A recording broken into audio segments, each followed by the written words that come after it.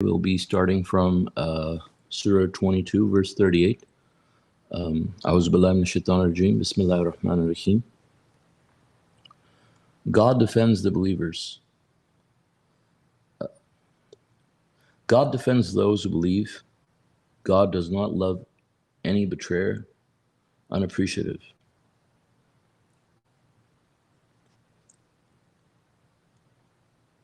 So this verse, we're being reminded that, God protects the believers. God defends the believers. And we see that, everything is in accordance with God's divine plan. So the believers are granted perfect security from God.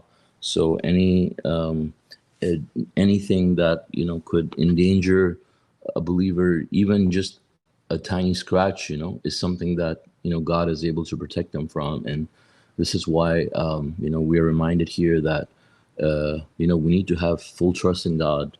And actually, as we read in further verses, you can see the bigger picture here as well. God says in verse 39, synagogues, churches, and masjids, permission is granted to those who are being persecuted since injustice has befallen them, and God is certainly able to support them. They were evicted from their homes unjustly for no reason other than saying, God, our Lord is God. If it were not for God's support of some people against others, monasteries, churches, synagogues, and masjids, where the name of God is commemorated frequently, would have been destroyed. Absolutely, God supports those who support him. God is powerful, almighty.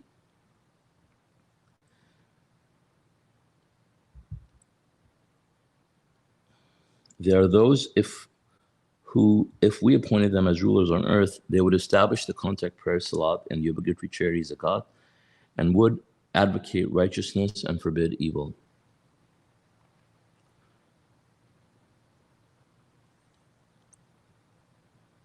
God is the ultimate ruler. So we see here that, even God is talking about synagogues, churches, and masjids.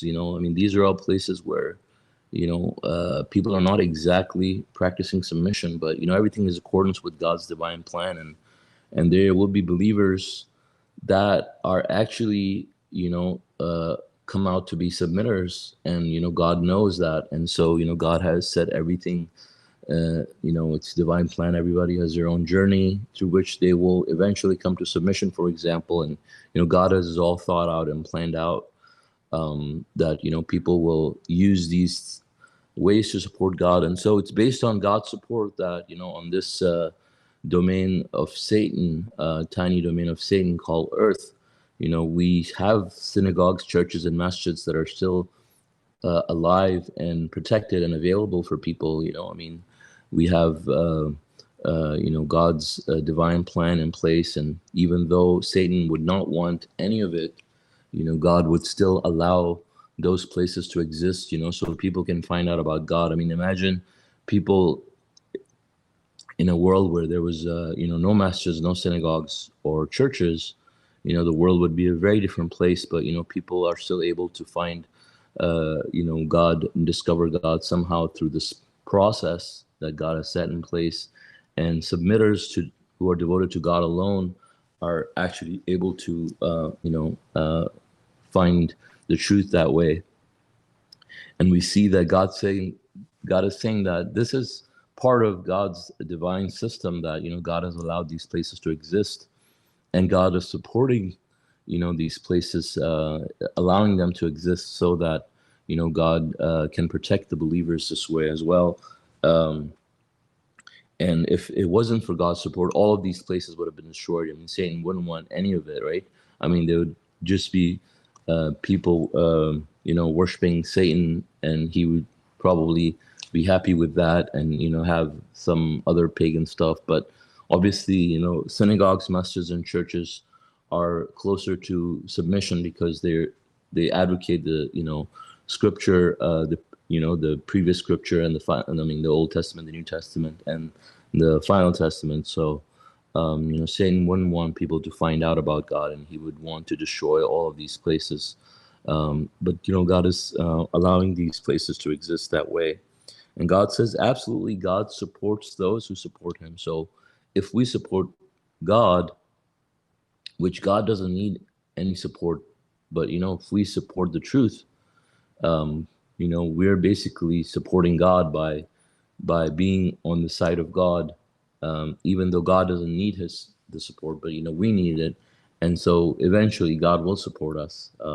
So basically we're just supporting ourselves, but this is just a way that God has allowed the believers to get God's support, and God says that He supports those who support Him, and who are those people? We're being told in the next verses that there are those that, if God appointed them as rulers on earth, they would establish the contact prayers and obligatory charity, and would advocate righteousness and forbid evil. So I mean, we all have a responsibility in this world, to some degree, to advocate righteousness, to forbid evil. If you see injustice around you, you should stand up for it, and advocate righteousness. Obviously, there are people that need to be reminded. There are people that are ignorant, people that are desensitized to the injustice on earth, and people who are aware of that. It's their duty, as God says, that they would do that, and they would establish the contact prayers, allow these things to exist, like masjids, for example, and allow places like synagogues and churches, even, to where God's name is commemorated. So I mean, there are places on this earth where you can't have any of those places. So these are blessings from God, that He has allowed these things to exist, and they would establish the contact prayers and the obligatory charity, and advocate righteousness. And God says He is the ultimate ruler. So eventually, whatever God decides, goes on. Any rule of law that even takes into action, it's not possible without God's help. And God is the only one who rules the entire universes. So everything is in accordance with God's will, basically. If they reject you, the people of Noah, Ad, and Thamud have also disbelieved before them. Also the people of Abraham and the people of Lot and the dwellers of Madian. Moses was also rejected. I led all those people on, then I called them to account. How devastating was my requital. So God is reminding us about these previous communities that opposed God and His messenger, and how God annihilated them. And God says, if they reject you, the messenger here, just like the previous communities, they would also get annihilated. As verse 45 says, many community we have annihilated because of their wickedness. They ended up with ruins, stilled wells, and great empty mansions. I mean, you can see the great empty mansions that exist, like there's palaces and stuff that are still there. We have huge monuments and palaces that are there, but obviously no one lives in them, and those people were annihilated. But God allowed those palaces and stuff to exist for people to be reminded and to take heed. And that's why God says, did they not roam the earth, then use their minds to understand and use their ears to hear? Indeed, the real blindness is not the blindness of the eyes, but the blindness of the hearts inside the chests. So those places still exist, where people can actually go and witness these things for themselves. And it's quite extraordinary that, people can still see that, but not take heed. I mean, so it's not that they're physically blind, but, their hearts are blinded to the point that they're not able to understand. And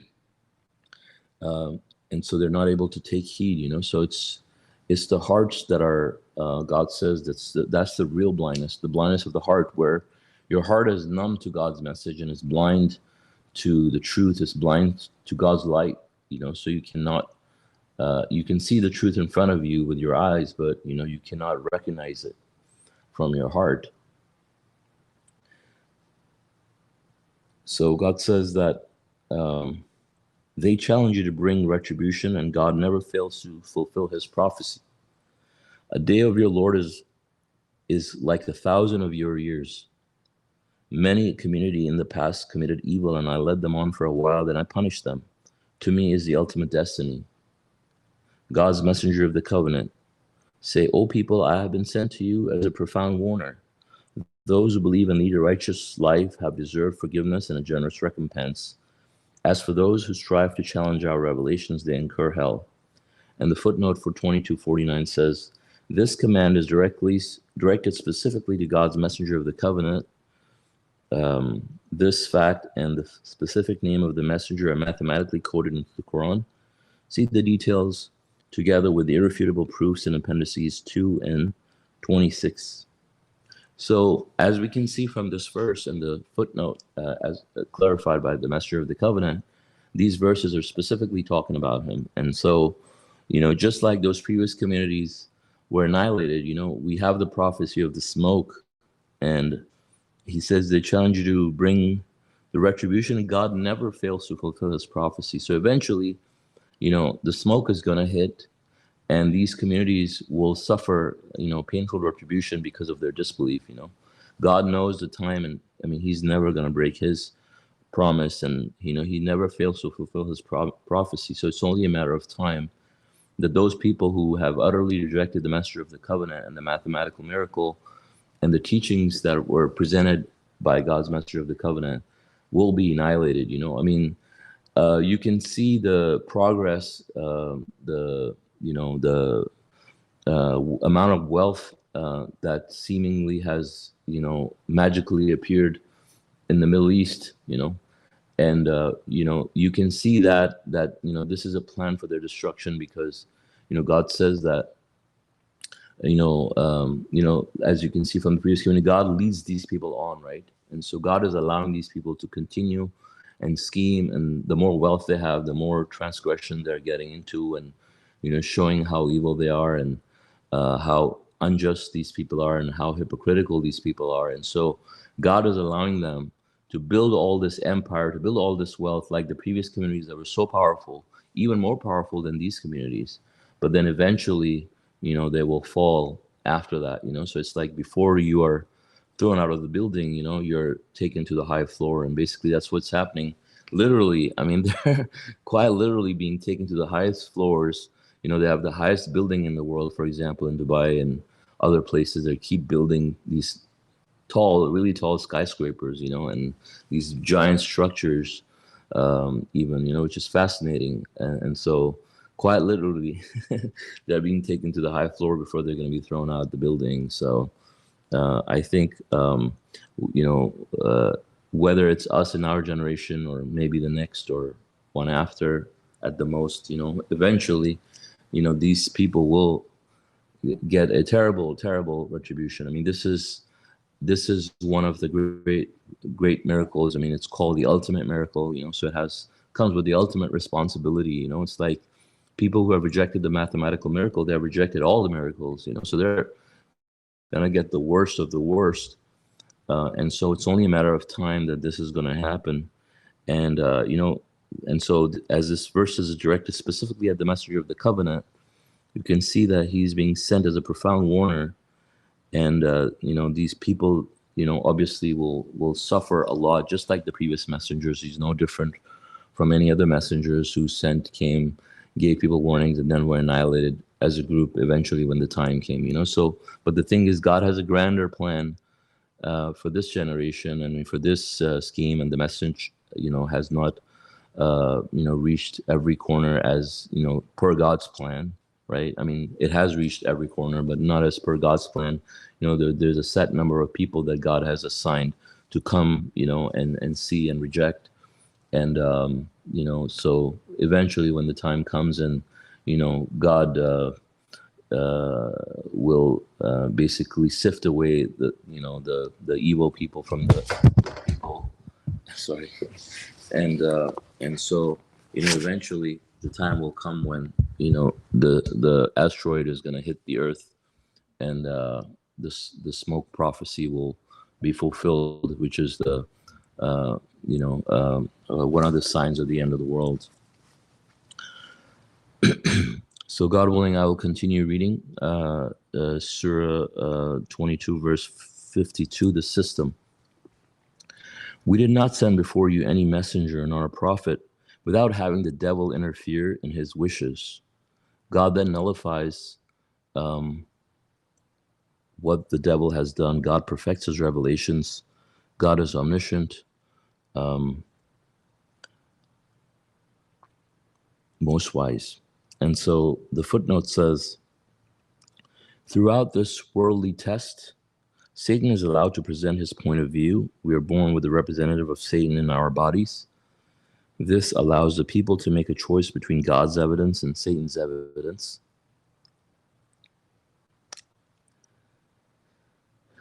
Satan's evidence is invariably based on lies. This system explains the fact that the devil's agents continuously come up with the most absurd lies, insults, and accusations against every messenger. So, if you just do a quick search on Google, you'll understand, what this verse is talking about and how, for example, it's part of God's system that now we have a messenger of the covenant. The messenger was sent, and the devil is interfering in his wishes by trying to twist the message, by trying to twist, things, facts about the religion, and trying to, create innovations and trying to spread lies about the messenger and try to spread insults. And, there's no wonder that, there's a plethora of blogs that are written against the messenger of the covenant, trying to defame him. There's people made false accusations of various sorts against him.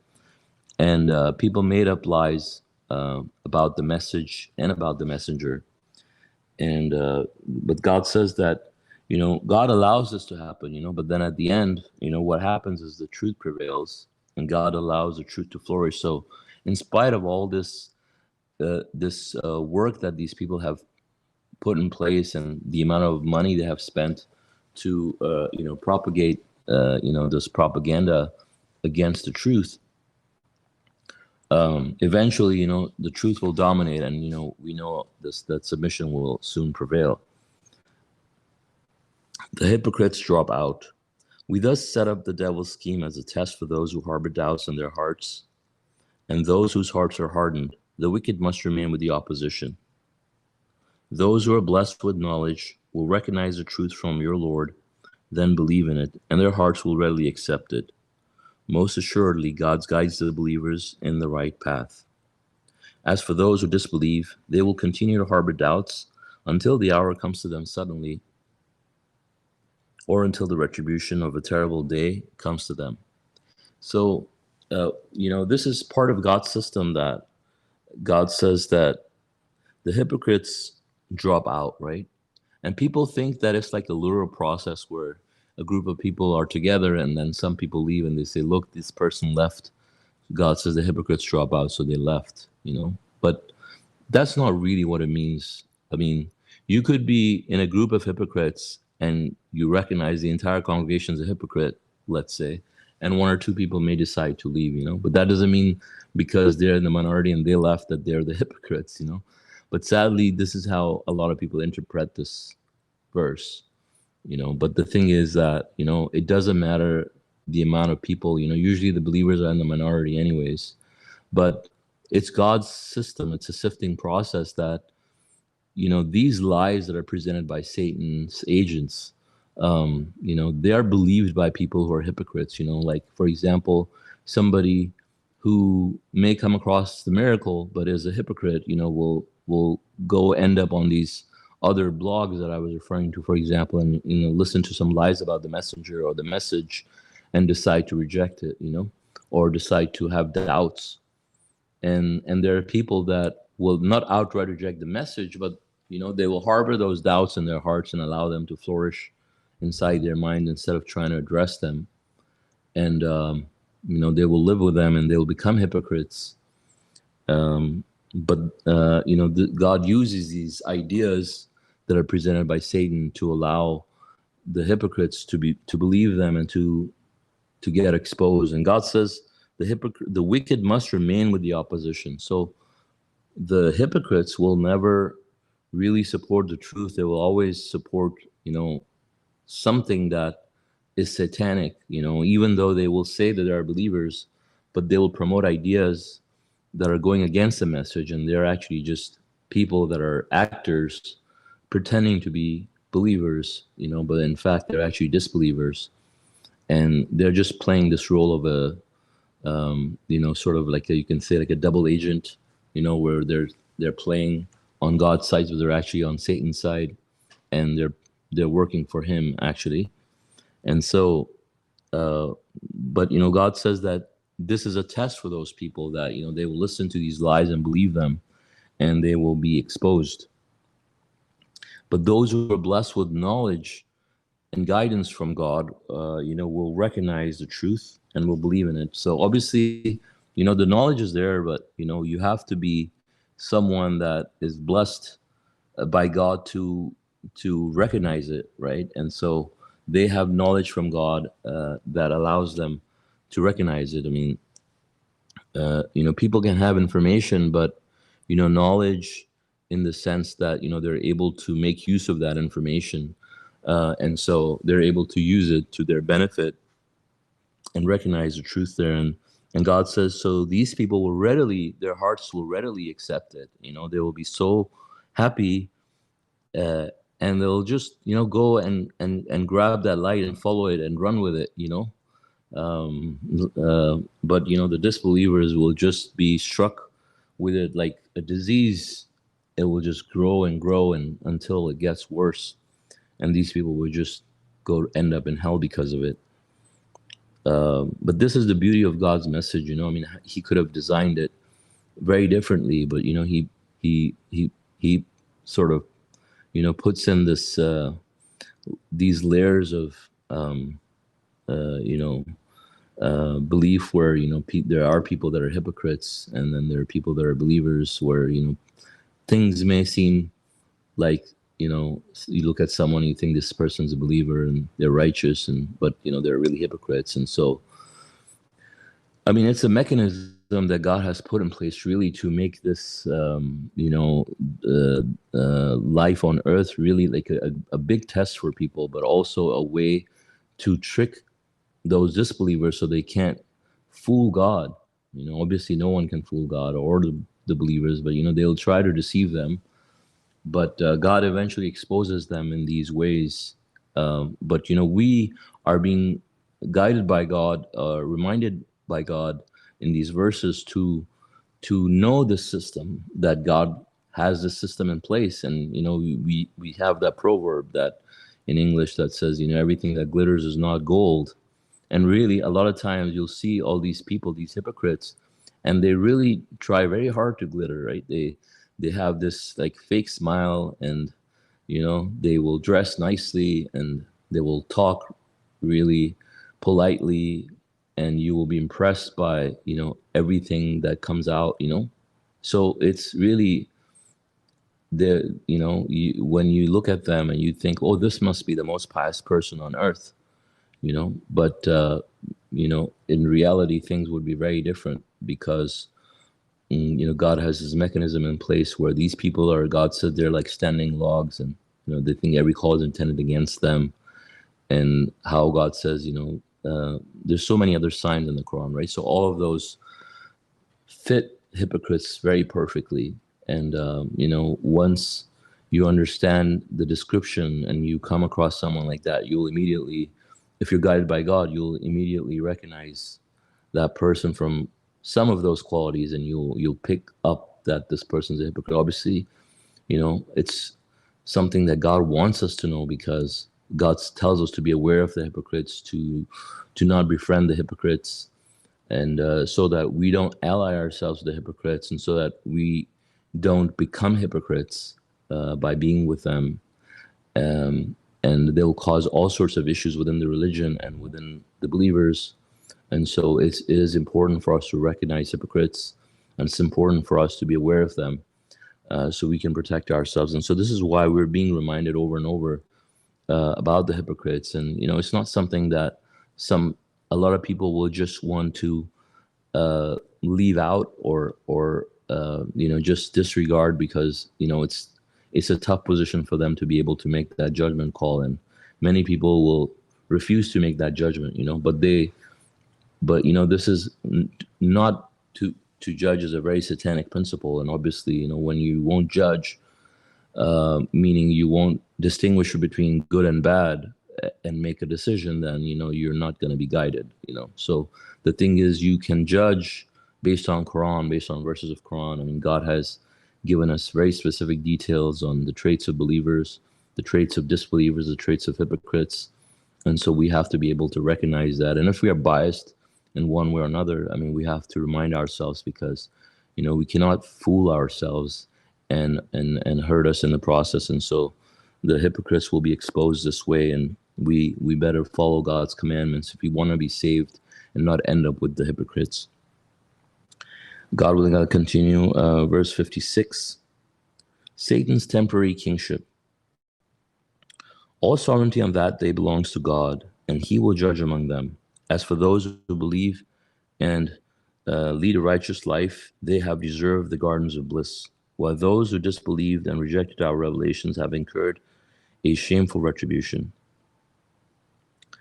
So God says that all sovereignty on that day belongs to God, and he will judge among them. As for those who believe and lead a righteous life, they have deserved the gardens of bliss. So in this world, I mean, Satan's allowed to be a temporary king, but on the day of judgment, all sovereignty on that day belongs to God completely, So even this tiny mote that Satan's given this apparent power, which is not even real power, because God is still the ultimate ruler. On the surface, Satan has this authority that is given by God for him to be a temporary king, a temporary ruler on earth. But on the day of judgment, even that will be taken away from him, obviously. The earth will be destroyed, because the earth has served its purpose, and the kingship was given for a very specific reason that will no longer be required, and Satan will end up in hell with all his constituents, and so that domain is no longer needed, and people will pay for everything that they did, simply. Striving in the cause of God. Those who immigrate for the sake of God, then get killed or die, God will surely shower them with good provisions. God is certainly the best provider. Most assuredly, he will admit them an admittance that will please them. God is omniscient, clement. So these verses, as we can see from the subtitle, is referring to striving in the cause of God. And so if you strive in the cause of God, God says that if you immigrate and eventually then you get killed or die, meaning that you immigrated in the cause of God, and you stayed a submitter, and you strove in the cause of God. Eventually, getting killed and die, obviously, you may not necessarily get killed. You could, but the thing is, you could just end up dying on your own. But if you're a submitter and you are a striver, and you strove in the cause of God, God says he will shower you with good provisions.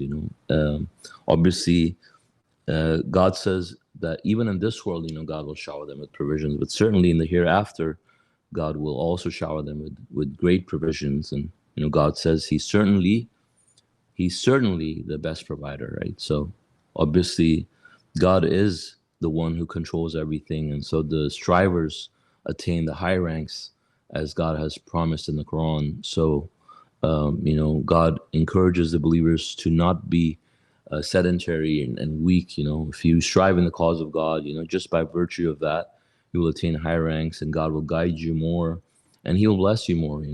But striving obviously is not, striving has its levels, and it has its struggles, but it has its rewards on top of that. But the thing is, not every person who becomes a submitter is going to strive. Only people who truly want to be closest to God and wants to attain the high ranks, they will be the ones that will be eager to strive, as God says, the believers, the people who will end up in high heaven, who will be eager to do that, and they will be looking. So they will be the ones that will be not waiting to be pushed, but, they'll be looking for opportunities to move forward and to race with one another, to strive as much as possible. And I think, God will always allow for many avenues for the believers, in different eras to strive. And during the time of the messenger of the covenant, let's say 20 years ago or 30 years, 30 years ago or more, there were other ways, avenues to strive. Now technology has come forward. There's more ways, in the future, there'll be a lot of other avenues, but so it's never like there will be a time where, the believers will not be able to strive, like we know in Muhammad's time, there were other ways believers were able to strive when they had no technology, right? They had to physically fight. Then there was time when we didn't have to physically fight, and there were, other venues to strive. And now we have technology, and things are changing, and there's so many other ways that we can strive, and there's so many ways to spread the truth. And so God will continue to open avenues for the believers to strive one way or another, so that people who deserve to attain high ranks will be able to strive in the cause of God, and God will guide them, in ways to so they can actually strive and make best use of their time. Certainly, our life on this planet is very precious, and so anybody who understands that this is an opportunity that God has allowed them to be on this planet with this message, and that they can attain high ranks. This is a great blessing from God, that God has given us a formula on how to excel, and get to that level simply by striving in His cause. And if we're eager to strive, God will open doors for us and make things easy for us. Divine help for the oppressed, verse 60.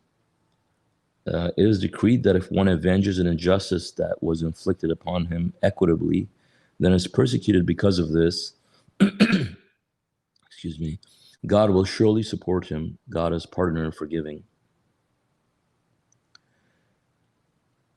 So this verse is basically reminding us that, God helps people that are oppressed. Obviously, there are people that are oppressed because they're idol worshippers, and they don't deserve, any support, because they're not part of God's kingdom, and they have chosen Satan. But there are people that, for example, we have example of, children of Israel that were oppressed on earth, but when they chose to believe, God helped them and compensated them and freed them from slavery, from Pharaoh, and made them rulers on earth, as God says, right? So if you're a believer, there's no such thing as oppression that you will be put under for a long time. Eventually, the believers will be saved and, granted, honor and freedom. And God says, He made the earth spacious for the believers. And so, but they will have to do their part, obviously, to be able to do that. Obviously, these people, from the children of Israel, for example, they had to believe the truth and, have faith in God, to be able to make that stand with God. And, they were helped that way. And, people who didn't, they were left behind. So it is God's promise that, if one avenges an injustice that was inflicted upon him equitably, and then is persecuted because of this, which we see that, they were simply trying to, be freed from Pharaoh, and they were inflicted with so much injustice that God, protected them and supported them and saved them. If you're a believer, God will protect you from any kind of injustice. If you pass your admission tests and you support God, and it's proven that you're a proven worshiper of God alone, you will not be put in those circumstances where you will be constantly oppressed, and, communities or nations that are in that position, it's a sign from God that, they are not doing what God wants them to do, in terms of their belief in God. As you can see, many countries are oppressed, and, financially and socially in so many ways. It's because, they're not believing. But God has promised that the people who are on God's side, God will always support them and help them, especially if they're oppressed. God will definitely help them. um, God's omnipotence. It is a fact that God merges the night into the day and merges the day into the night, and that God is hearer, seer. It is a fact that God is the truth, while the setting up of any idols beside him constitutes a falsehood, and that God is the Most High, the Supreme. Do you not see that God sends down from the sky water that turns the land green? God is sublime, cognizant. To him belongs everything in the heavens and the earth. Absolutely, God is the most rich, most praiseworthy. So we can see here that God, through these verses, is reminding us of his omnipotence. If you have a doubt about something, that there's anything that you think God cannot do, just think about what God is talking about in these verses. I mean, it's something that we see every day, and at the outset, it may not look something significant, but when you really think about it, it is very, very significant. And it's something that we see happening every single day in front of us. And God says, it is a fact that God merges the night into the day and merges the day into the night, and that God is hearer, seer. So, God is, this earth, I mean, is massive. I mean, if you look at the mass of the earth, is huge, right? But God is turning it in exact measure, at an exact angle, and at a very specific orbit every single day, without failure, without, a second of delay or a millisecond delay. I mean, very precise, right?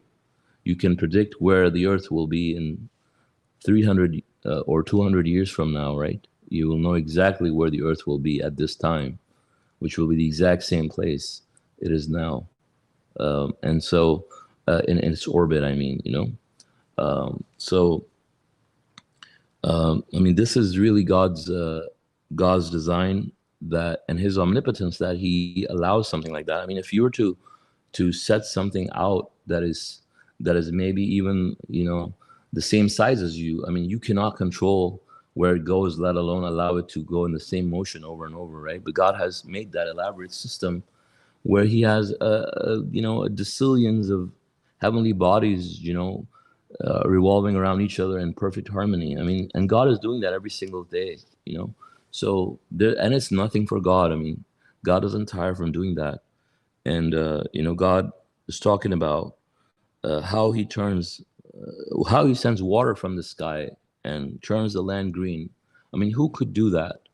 Only God, and he does that every single day. It happens in front of us, and we see it, and we just turn our heads away without thinking. But really, it's amazing when you see clouds in the sky, right? I mean, you see those heavy clouds, carrying tons and tons of water.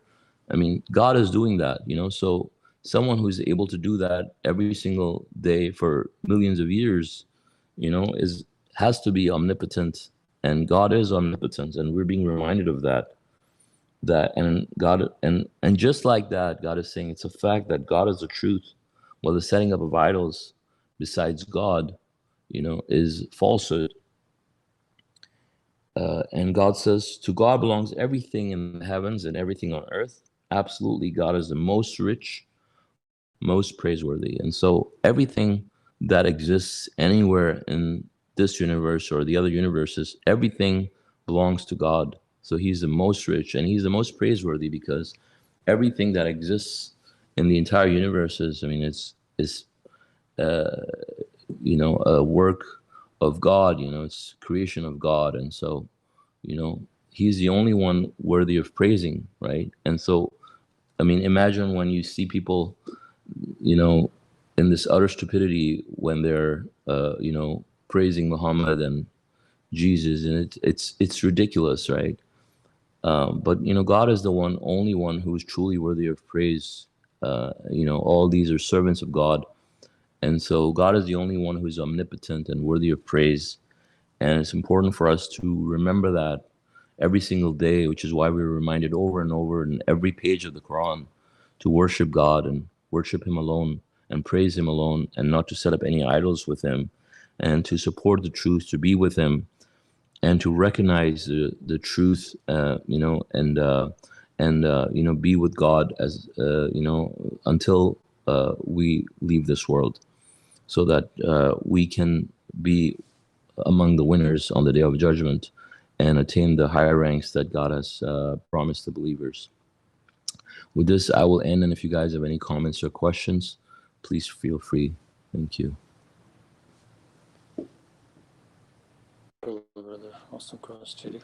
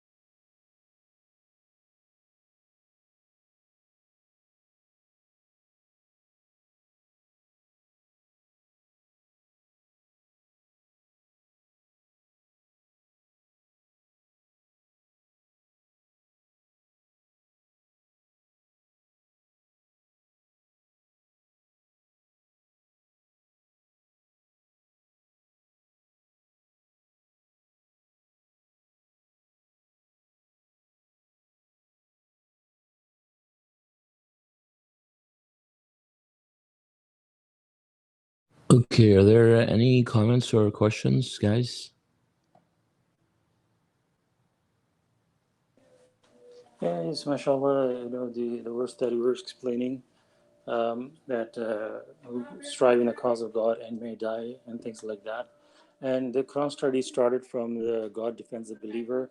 So one may object that, okay, if God is defending you, how can you die in the cause of God? The simple fact is that the time of death is written. So if suppose Joe is to die on 2023 in January 1st, this time is set. If Joe becomes a submitter and starts striving the cause of God, whether he became a submitter or not, he was to die on January 1st, 2023. So wouldn't that be an honor to die in the cause of God rather than die as a disbeliever? Simple fact. Isn't this a fact that everybody dies? Isn't this a fact? Everyone, whether you're a believer or disbeliever, at a certain point you leave this world. So if I mean, God for sure defends the believers, but He has a system that is in place, and if He has a system that water will rain will happen at a certain point in a certain place, it will happen.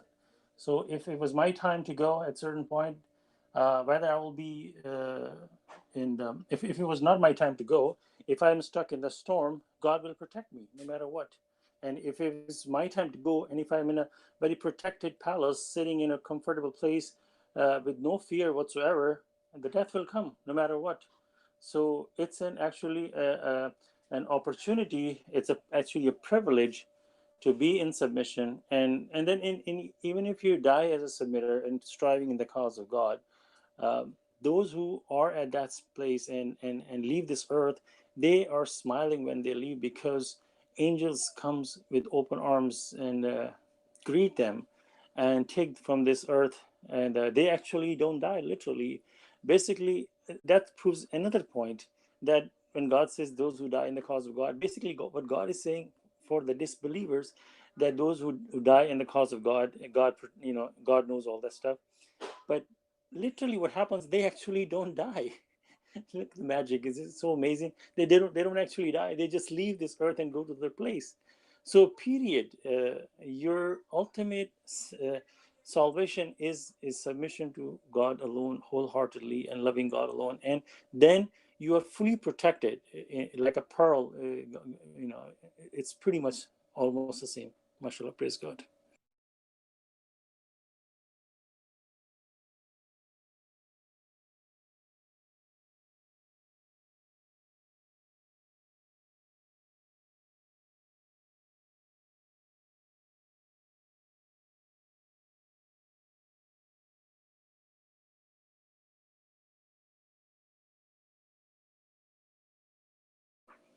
And then the fact that this surah is 22:15, where the open challenge to anyone who depends completely to God, they will see everything happening.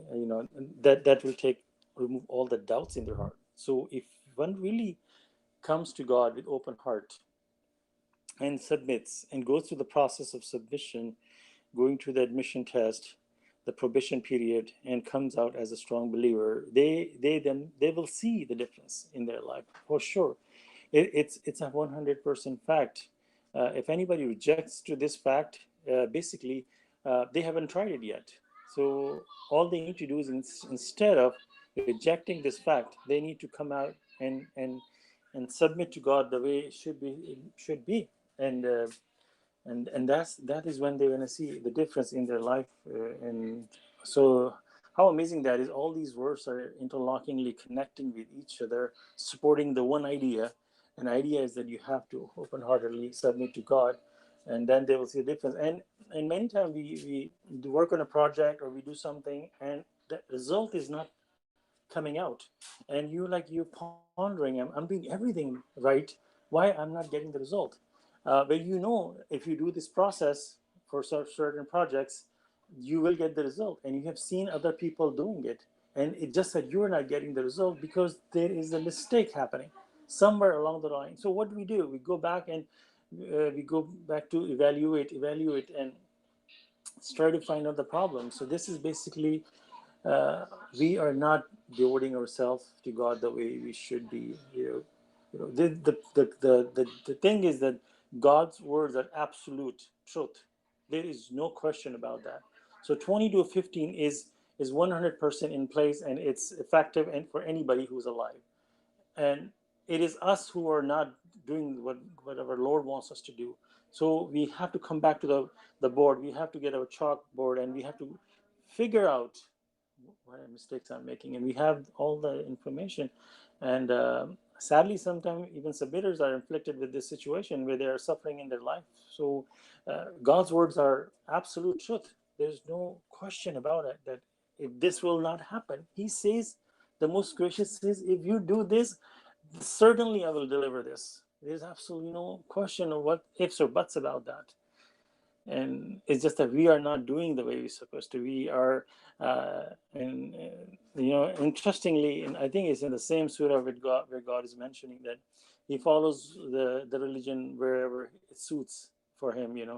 And so for that people, this earth and the hereafter both are miserable for that person. I'm paraphrasing. So this is that's the problem we are missing. We are picking, choosing, maybe if it's convenient for us, we will do it. If it's not, we won't do it. And there's so many things that we can make mistake on. Mashallah, praise God.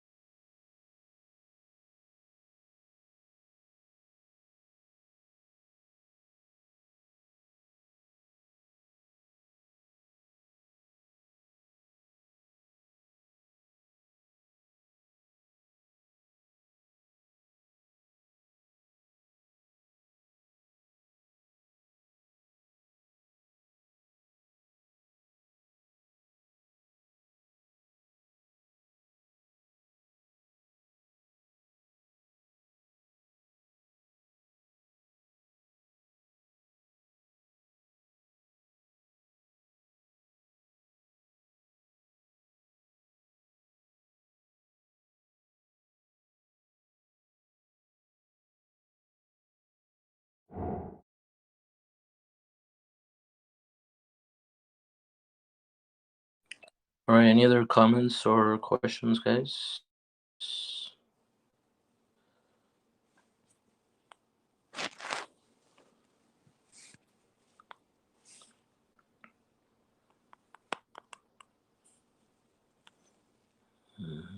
Going once, going twice.